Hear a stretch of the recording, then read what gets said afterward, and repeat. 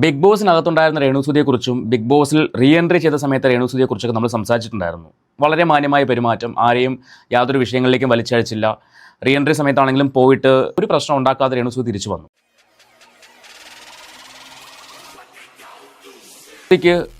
ഞാൻ എൻ്റെ പല വീഡിയോയിലും പറഞ്ഞിട്ടുണ്ട്, രേണുസുധി ഈ മീഡിയാസിന് ബൈറ്റുകളോ അല്ലെങ്കിൽ ഇൻ്റർവ്യൂസ് ഒന്നും കൊടുക്കാതിരുന്നാൽ അവരെ ആരും മോശം പറയത്തില്ല. ഇപ്പോൾ ഈ ബിഗ് ബോസിൽ പോയതിനു ശേഷം രേണുസുധിക്ക് ഒരുപാട് ആരാധകരുണ്ട്, അവരെ സ്നേഹിക്കുന്ന ഒരുപാട് ആൾക്കാരുണ്ട്. പലപ്പോഴും നമ്മൾ രേണുസുധിയെ വിമർശിച്ചുകൊണ്ടുള്ള വീഡിയോകൾ ചെയ്യുമ്പോൾ അതിന് താഴെ കുറേയധികം നെഗറ്റീവ് കമന്റുകൾ വരാറുണ്ട്. ആ ഒരു സെൻസിൽ തന്നെ എടുക്കുകയും ചെയ്യുന്നുണ്ട്. അവർ നല്ലത് ചെയ്യുമ്പോൾ നല്ലതെന്നും പറയുന്നുണ്ട്. ഇപ്പോൾ ബിഗ് ബോസിൽ പോയി റീ എൻട്രി സമയത്ത് അവരെ കൊണ്ട് പറ്റുന്ന പോലെയൊക്കെ നല്ല രീതിയിൽ പെരുമാറിയിട്ടാണ് തിരിച്ചു വന്നത്. അതിനെക്കുറിച്ച് ഞാൻ സംസാരിച്ചു. പക്ഷേ ഇപ്പോൾ പുറത്തിറങ്ങിയതിന് ശേഷം രേണു വീണ്ടും വിവാദങ്ങളെ ചോദിച്ചു വാങ്ങുന്ന പോലെയാണ്, അല്ലെങ്കിൽ ഒരു വിവാദ വിഷയം വരാൻ വേണ്ടി കാത്തിരിക്കുന്ന പോലെയാണ് പെരുമാറുന്നതായിട്ട് തോന്നുന്നുണ്ട്. പഴയ രേണുസുധിയെ വീണ്ടും കാണുകയാണ്. അത് എന്തുകൊണ്ട്? കാരണം മനുഷ്യന് മാറ്റങ്ങൾ ഉണ്ടാവണം എന്നാണ് പറയുന്നത്. ഓരോ കാലഘട്ടം അനുസരിച്ച് അല്ലെങ്കിൽ ഓരോരോ ജീവിത സാഹചര്യങ്ങൾ മാറുമ്പോൾ മനുഷ്യനിൽ മാറ്റങ്ങൾ ഉണ്ടാവുമെന്ന് പറഞ്ഞു കേട്ടിട്ടുണ്ട്.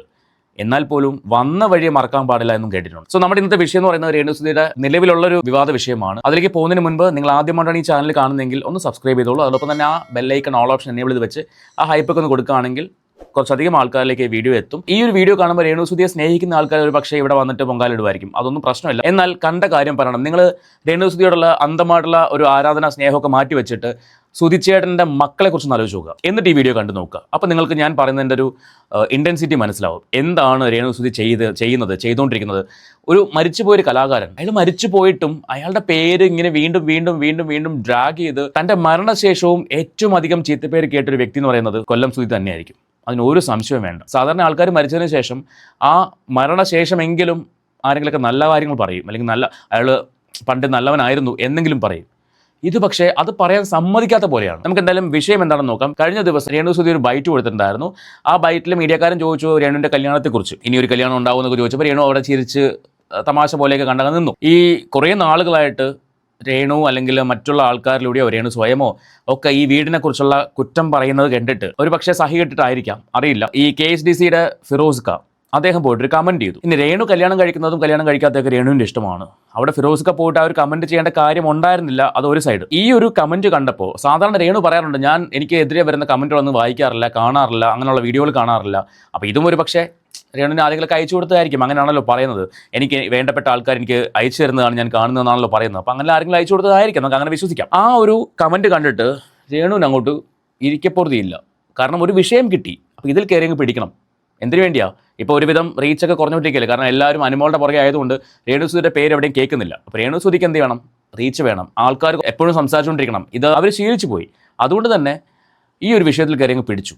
അപ്പോൾ കഴിഞ്ഞ ദിവസം ഏതോ ഒരു സ്ഥലത്ത് ഒരു ഇനാഗുറേഷൻ പ്രോഗ്രാമിന് എന്തോ വന്നപ്പോൾ മീഡിയക്കാർ ചുറ്റും കൂടി അവരോരോ കാര്യങ്ങൾ ചോദിച്ചു. അതിന് കൊടുക്കുന്ന മറുപടി, ഈ മറുപടിയാണ് ഞാൻ ഈ വീഡിയോ ചാനൽ കാരണം. എനിക്ക് രേണുസുധിയോട് യാതൊരു വ്യക്തിവൈരാഗ്യമില്ല. രേണുസുധി എങ്ങനെ ജീവിച്ചാലും എന്നെ ബാധിക്കുന്ന വിഷയമല്ല. പക്ഷേ ആ കുട്ടികൾ ഇതിനകത്തേക്ക് വലിച്ചടിക്കുന്നത് വല്ലാത്ത കഷ്ടമാണ്. നിങ്ങൾക്ക് ആ വീഡിയോ കാണുമ്പോൾ ഞാൻ പ്ലേ ചെയ്തു തരാം. ആ വീഡിയോ കാണുമ്പോൾ മനസ്സിലാവും എന്താണ് ഇവരുടെ ഒരു ആറ്റിറ്റ്യൂഡ്.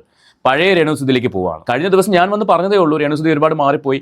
ഇപ്പോൾ അധികം മീഡിയാസിനൊന്നും ബൈറ്റുകൾ കൊടുക്കുന്നില്ല, വളരെ മാന്യമായിട്ട് സംസാരിക്കുന്നു. കൊടുത്താൽ പോലും ഈ കോൺട്രവേഴ്സി വിഷയങ്ങളൊന്നും പോയി തലയിടുന്നില്ല എന്നൊക്കെ പറഞ്ഞ് 1-2 ദിവസമായിട്ടുള്ളൂ. അപ്പോഴേക്കും അടുത്ത വിവാദം ഉണ്ടാക്കി കഴിഞ്ഞു. നമുക്ക് ആ മീഡിയയിൽ വന്ന ബൈറ്റ് ഒന്ന് കണ്ടു നോക്കാം. കണ്ട് സംസാരിക്കാം.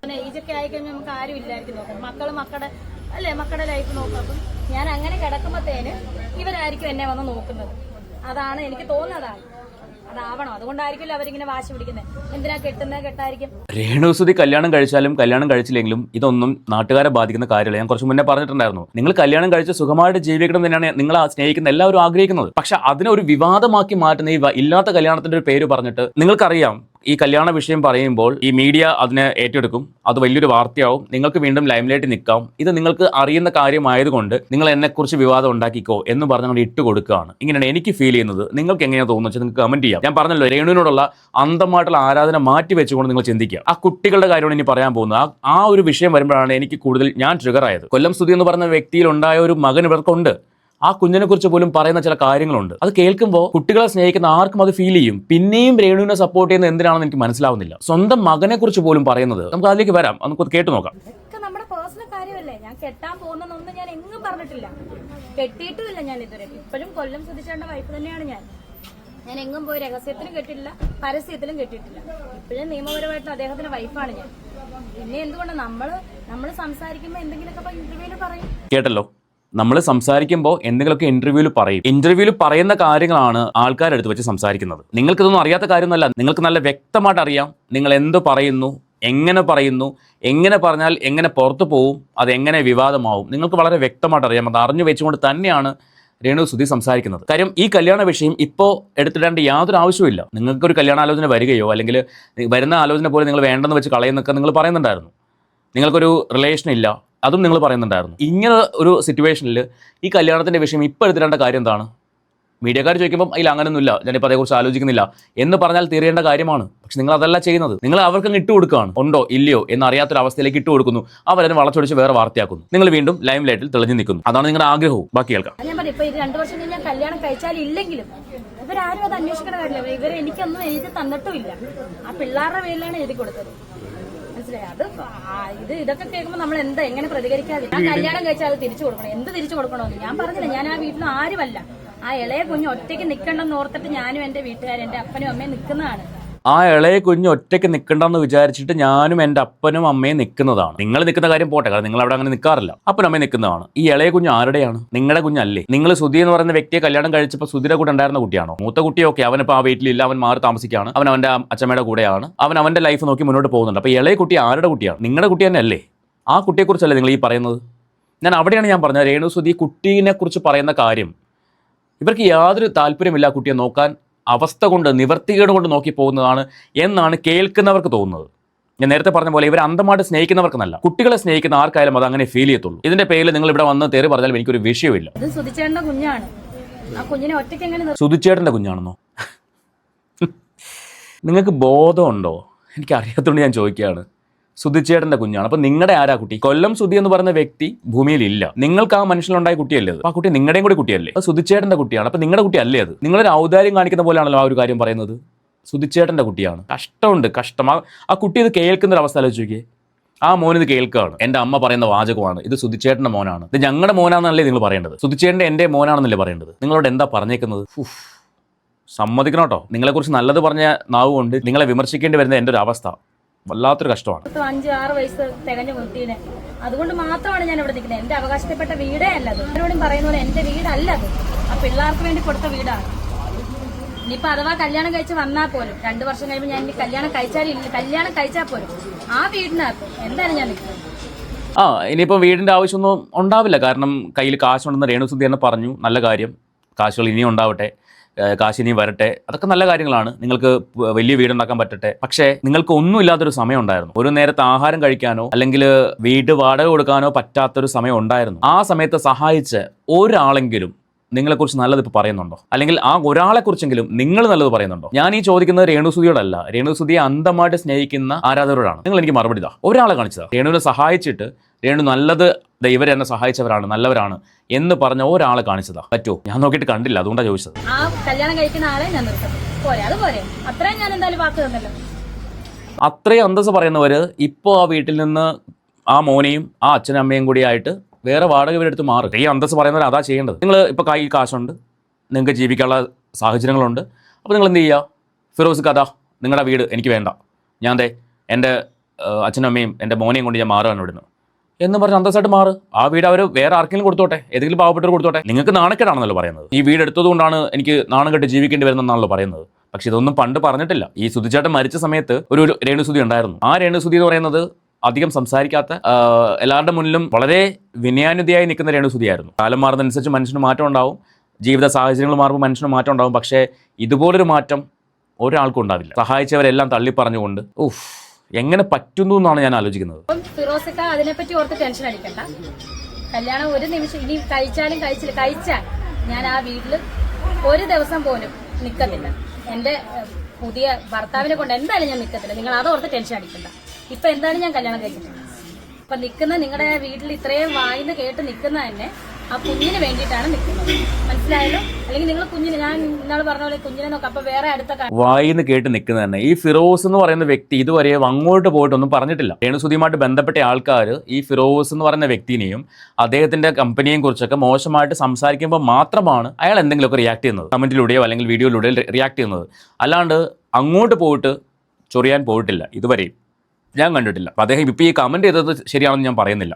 കാര്യം രേണു കല്യാണം കഴിക്കാത്ത രേണുവിന്റെ വ്യക്തിപരമായ കാര്യമാണ്. അതിനകത്ത് പോയി ഒരു കമന്റ് ചെയ്യേണ്ട കാര്യമുണ്ടെന്ന് എനിക്ക് തോന്നുന്നില്ല. പക്ഷേ ഫിറോസ് എന്ന് പറഞ്ഞ വ്യക്തി രേണു സുധിയോട് അങ്ങോട്ട് പോയിട്ട് രേണു എന്തിനെങ്ങനെ സംസാരിക്കുന്നത് എന്നും ചോദിച്ചുകൊണ്ട് പോയിട്ടില്ല. രേണു സുധിയുമായിട്ട് ബന്ധപ്പെട്ട ആൾക്കാരോ എന്തെങ്കിലും വിഷയങ്ങൾ ഉണ്ടാക്കുമ്പോഴാണ്, കാര്യം അയാൾ ചെയ്യുന്നൊരു ബിസിനസ്സാണ്, അനാവശ്യമായിട്ട് ആ ബിസിനസിനെ വലിച്ചിടുമ്പോഴാണ് ഏതൊരാളെ പോലെ അയാളും റിയാക്ട് ചെയ്യുന്നത്. അല്ലെങ്കിൽ നിങ്ങൾ കുഞ്ഞിനെ, ഞാൻ ഇന്നാൾ പറഞ്ഞ പോലെ കുഞ്ഞിനെ നോക്കാം, അപ്പൊ വേറെ അടുത്ത കണ്ടന്റ് വരാം. പറയാൻ വന്ന വിഷയം മനസ്സിലായോ? ഒരു കാര്യം ചെയ്യാം, അല്ലെങ്കിൽ പിന്നെ നിങ്ങൾ കുഞ്ഞിനെ കൊണ്ടുപോയി നോക്കിക്കോ എന്ന് പറയാൻ വന്നതാണ്. പക്ഷെ അവിടെ അങ്ങ് വിഴുങ്ങി. കാരണം മുൻപ് ചൈൽഡ് ലൈനിൽ കേസ് വന്ന് ആ വിഷയം പറഞ്ഞിട്ടാണ് ഞാൻ എൻ്റെ കുഞ്ഞിനെ അങ്ങ് തരാം, നിങ്ങൾ കൊണ്ടുപോയി നോക്കിക്കോ എന്ന് പറഞ്ഞ വിഷയത്തിലാണ് ചൈൽഡ് ലൈൻകാർ സ്വമേധയെ കേസെടുത്തത്. സോ ഇവിടെ അത് പറയാൻ വന്നിട്ട് അങ്ങ് വിഴുങ്ങി. അപ്പൊ രേണുസുധിക്ക് അറിയാം എവിടെ എന്ത് സംസാരിക്കണം, എന്ത് വിവാദമാവും, എന്താണ് രേണുസുധിക്ക് എഗെയിൻസ്റ്റ് വരുന്നത്, ഇതൊക്കെ രേണുസുധിക്ക് അറിയാം, വ്യക്തമായിട്ട് അറിയാം. എല്ലാം പഠിച്ചിട്ട് തന്നെയാണ് നിൽക്കുന്നത്. ഇതൊക്കെ കണ്ടിട്ടും ആ കുഞ്ഞിനെ പോലും ഇതിനകത്തൊക്കെ വലിച്ചഴിച്ചിട്ടും ഇവരെ സപ്പോർട്ട് ചെയ്യുന്നവരെ വേണം ആദ്യം പറയാൻ. സീരിയസ്ലി. അപ്പോൾ നിങ്ങൾക്കൊന്നും മക്കളില്ലേ? നിങ്ങളുടെയൊക്കെ മക്കളെ നിങ്ങൾ ഇങ്ങനെയാണോ കാണുന്നത്? ഈ രേണുവിനെ സപ്പോർട്ട് ചെയ്യുന്ന കാര്യം ഞാൻ ചോദിക്കുന്നത്. നിങ്ങളുടെയൊക്കെ മക്കളെക്കുറിച്ച് നിങ്ങൾ പറയാറുണ്ടോ? നിങ്ങൾക്ക് അത്ര ബുദ്ധിമുട്ടാണെങ്കിൽ നിങ്ങൾ കൊണ്ടുപോയി നോക്കിക്കോ എന്ന് പറയാറുണ്ടോ? എന്ത് വിഷയം ഉണ്ടായിക്കോട്ടെ, സ്വന്തം മകനെയാണ് പറയുന്നത്. നിങ്ങൾക്ക് അത്ര ബുദ്ധിമുട്ടാണെങ്കിൽ കൊണ്ടുപോയി നോക്കിക്കോ എന്ന് നിങ്ങൾ എപ്പോഴെങ്കിലും പറയുമോ? തമാശക്കാണെങ്കിലും പറയുമോ? എനിക്കറിയില്ല. സമയമില്ല, അവളോട് ഒന്നുമല്ല. എന്റെ കുഞ്ഞുങ്ങളെ രണ്ടും ഇതുവരെ എത്തിച്ചത്, ഇതുവരെ നോക്കിയത് രേണുസുധി തന്നെയാണ്. എൻ്റെ പൊന്ന് രേണു, നിങ്ങളുടെ മക്കളെ നോക്കേണ്ടത് നിങ്ങൾ തന്നെയാണ്, നാട്ടുകാരല്ല വന്ന് നോക്കേണ്ടത്. നിങ്ങൾ തന്നെയാണ് നോക്കേണ്ടത്. മനസ്സിലായോ? അപ്പം ആ വീട്ടില് എനിക്ക് അവകാശമില്ല, അത് ഉറപ്പാണ്. പക്ഷെ ആ കുഞ്ഞിനെ നോക്കാൻ വേണ്ടിട്ട് മാത്രം ഞാൻ നിൽക്കുന്നതാണ്. ഇത് കഴിഞ്ഞിട്ട് ഇപ്പൊ അഥവാ ഈ ഫിറോസ്ക്കാരുടെ ടെൻഷൻ കൊണ്ട് ഇനി ഞാൻ കല്യാണം കഴിച്ചിട്ട് എന്റെ കെട്ടിനെ കൊണ്ട് അവിടെ നിൽക്കുന്ന അങ്ങനെ ഒന്നും ഇല്ല കേട്ടോ. അങ്ങനെ ഓർത്ത് പേടിക്കേ വേണം. രേണുസുധി ആ കുട്ടീനെ നോക്കുന്നുണ്ട്, ചെലവിന് കൊടുക്കുന്നുണ്ട്, ഇതൊന്നും ഇല്ലാന്ന് പറയുന്നില്ല. പക്ഷെ നിങ്ങളുടെ നാവിൽ നിന്ന് വരുന്ന വാക്കുകളുണ്ടല്ലോ, അത് ആ കുഞ്ഞ് കേട്ടാൽ പോലും ആ കുഞ്ഞിന് വിഷമം ഉണ്ടാക്കുന്ന വാക്കുകളാണ്. പുറമേ നിന്ന് കേൾക്കുന്ന നമുക്കൊക്കെ ഇത്രയും വിഷമം ഉണ്ടാവുന്നെങ്കിൽ ആ കുഞ്ഞ് കേട്ടെങ്കിൽ അവസ്ഥ ആലോചിച്ച് നോക്കിയേ. വല്ലാത്ത വാക്കുകളാണ് നിങ്ങൾ പറയുന്നത്. നിങ്ങൾക്ക് ആ കുട്ടിയോട് യാതൊരു സ്നേഹവും ഇല്ലാത്ത പോലെ നിങ്ങൾ പെരുമാറുന്നത്, സംസാരിക്കുന്നത്. കേൾക്കുന്ന, നേരത്തെ പറഞ്ഞ പോലെ അന്തമല്ലാത്തവർക്ക് അങ്ങനെയാണ് തോന്നുന്നത്. അല്ല, രേണുസുധി കല്യാണം കഴിഞ്ഞു കഴിഞ്ഞാൽ പിള്ളേരെ പഴയ പോലെ നോക്കാൻ കഴിയില്ല എന്നുള്ള കമന്റ് ബോക്സിൽ ഒരുപാട് വരുന്നുണ്ട്. എന്റെ കുഞ്ഞുങ്ങളെ ഇതുവരെ നോക്കുന്നുണ്ടെങ്കിൽ നീ കല്യാണം കഴിച്ചാലും ഇല്ലേലും ഞാൻ തന്നെ നോക്കുന്നത്. നല്ല കാര്യം. കല്യാണം കഴിച്ചാലും ഇല്ലെങ്കിൽ ആ കുഞ്ഞുങ്ങളെ നോക്കേണ്ടത് എൻ്റെ ഉത്തരവാദിത്വമാണ്, ഞാൻ തന്നെയാണ് നോക്കാൻ പോകുന്നത് എന്നൊക്കെ പറഞ്ഞത് നല്ല കാര്യമാണ്. നല്ലതിന് നമ്മൾ നല്ലത് തന്നെ പറയണം. ഞാൻ അതൊന്നും ഇല്ലെന്ന് പറയുന്നില്ല. പക്ഷേ അതല്ലാതെ പറയുന്ന കുറേ കാര്യങ്ങളുണ്ട്. കൊല്ലം സുധിച്ചേട്ടൻ്റെ മോനാണ്, അവനെ വേറെ ആരും നോക്കാൻ ഇല്ലാത്തത് കൊണ്ടാണ് ഞാൻ അവിടെ നിൽക്കുന്നത്. ഇതൊക്കെ കേൾക്കുമ്പോൾ നിങ്ങളുടെ കുട്ടിയല്ലേ എന്ന് ചോദിച്ചു പോകുന്നത് അതുകൊണ്ടാണ്. നിങ്ങളുടെ കുഞ്ഞല്ലേ, നിങ്ങളുടെയും കൂടി കുട്ടിയല്ലേ എന്ന് ചോദിച്ചു പോകുന്നത് അവിടെയാണ്. അപ്പോൾ ആ കുട്ടിയെ നോക്കേണ്ട റെസ്പോൺസിബിലിറ്റി നിങ്ങൾക്കല്ലേ? പിന്നെ നിങ്ങൾ അതിന് കണക്ക് പറയുന്നത് എന്തിനാണ്? ആരോടാണ് നിങ്ങൾ കണക്ക് ബോധിപ്പിക്കുന്നത്? കഴിക്കുന്ന വ്യക്തി ഏത് രീതിയിലാണ് ചിലപ്പോൾ ആ രീതിയിൽ. ഞാൻ എന്തായാലും കല്യാണം കഴിക്കുന്ന വ്യക്തി ഇപ്പം അഥവാ ഇപ്പൊ ഇങ്ങനെ സ്ട്രോങ് ആയിട്ട് ഒരു ബന്ധം വന്നാൽ പോലും ഞാൻ പറയുന്ന ഒറ്റ കാര്യമുള്ളൂ, എന്റെ കുഞ്ഞുങ്ങളെ നോക്കും. അതാണ് ആദ്യം ഞാൻ കൊടുക്കുന്ന ഡിമാൻഡ്. അവർക്ക് സമ്മതമാണ്, അവർ കെട്ടുന്നത്, ഇല്ലെങ്കിൽ വേണ്ടെന്ന് അത്രേ ഉള്ളൂ. ഇങ്ങനെ തന്നെ ജീവിക്കും. അങ്ങനെയുള്ള ഒരാൾ എത്രയും വേഗം നിങ്ങളുടെ ലൈഫിലേക്ക് വരട്ടെ എന്ന് ഞാൻ പ്രാർത്ഥിക്കുകയാണ്. സീരിയസ്ലി, ഞാനത് തമാശ പറഞ്ഞല്ല, വളരെ സീരിയസ് ആയിട്ട് മനസ്സ് നിറഞ്ഞ് പ്രാർത്ഥിക്കുകയാണ്. എനിക്ക് തോന്നുന്നില്ല ഇത് ഈ കല്യാണ വിഷയം ഇപ്പോൾ മനഃപൂർവ്വം എടുത്തിട്ടതാണ്, അല്ലാണ്ട് ഇതിനകത്ത് വേറെ കഥയൊന്നുമില്ല. ഒരു വിവാദം ഉണ്ടാക്കാൻ വേണ്ടി എടുത്തിട്ടൊരു വിഷയമാണ്. അതിനകത്ത് വെറുതെ പോയി വള്ളി പിടിച്ചു ഫിറോസ്ക്ക, ഞാൻ അതേ പറയുന്നുള്ളൂ. ഫിറോസ്ക്ക വെറുതെ പോയിട്ട് അതിനകത്തൊരു കമൻറ്റ് ഇട്ടു. അതും ഇട്ട വീഡിയോ അല്ലെങ്കിൽ പോസ്റ്റ് മാറിപ്പോയെന്ന് ഫിറോസ്ക്ക പറയുന്നുണ്ടായിരുന്നു. അതിൻ്റെ ആവശ്യം ഉണ്ടായിരുന്നില്ല എന്ന് എനിക്ക് തോന്നി. അതുകൊണ്ടാണ് ഇപ്പോൾ ഈ ഒരു വിഷയം വീണ്ടും കുത്തിപ്പൊങ്ങിയത്. പിന്നെ ആ മനുഷ്യനെ കുറ്റം പറയാൻ പറ്റില്ല, കാരണം എത്രയെന്ന് പറയാണ്ട് കേട്ടിരിക്കുക. കഴിഞ്ഞ ദിവസം ശാരിക വന്നിട്ട് കുറേ അവരതും പറഞ്ഞു, അങ്ങനെയാണ് ഇങ്ങനെ. എന്നാൽ വീടിൻ്റെ ഇപ്പോഴത്തെ അവസ്ഥ പോലും ശാരിക കാണിച്ചിട്ടില്ല, വീഡിയോക്കകത്ത് കാണിച്ചിട്ടില്ല. വെറുതെ ഒരു വിഷയം ഉണ്ടാക്കുക, ഒരു കോൺട്രവേഴ്സി ഉണ്ടാക്കുക, അതിനുവേണ്ടി വായി തോന്നി വിളിച്ച് പറയുക. പറയുമ്പോൾ എന്താണ് പറയുന്നത്, മീഡിയയോടാണ് പറയുന്നുള്ള ബോധം ഇല്ലാതിരിക്കുക. വിവാദം ഉണ്ടാക്കുന്നവർക്ക് എന്ത് തോന്നിയവാസം വിളിച്ച് പറയാമല്ലോ. അതിപ്പോൾ കുട്ടിയാണെന്നോ കുട്ടിയെക്കുറിച്ചാണെന്നോ അതൊന്നും ചിന്തിക്കേണ്ട. ശരിക്കും ചൈൽഡ് ലൈൻകാർ വീണ്ടും കേസെടുക്കേണ്ട വിഷയം ഇതിനകത്തുണ്ട്. രേണുസുധി അതൊക്കെ മനസ്സിലാക്കിയാൽ കൊള്ളാം. സോ ഈ വീഡിയോയെക്കുറിച്ചുള്ള നിങ്ങളുടെ അഭിപ്രായം എന്താ വെച്ചാൽ നിങ്ങൾ കമൻറ്റ് ചെയ്യുക. ഞാൻ പറഞ്ഞത് എൻ്റെ മാത്രം അഭിപ്രായമാണ്. അത് നിങ്ങൾക്ക് സ്വീകരിക്കാം, തള്ളിക്കളയാം, നിങ്ങൾക്ക് വിമർശിക്കാം. എൻ്റെ ഭാഗത്ത് നിന്ന് തെറ്റുകളുണ്ടെങ്കിൽ നിങ്ങൾക്ക് ചൂണ്ടിക്കാണിക്കാം. നമുക്ക് മറ്റൊരു വീഡിയോയുമായിട്ട് വീണ്ടും കാണാം.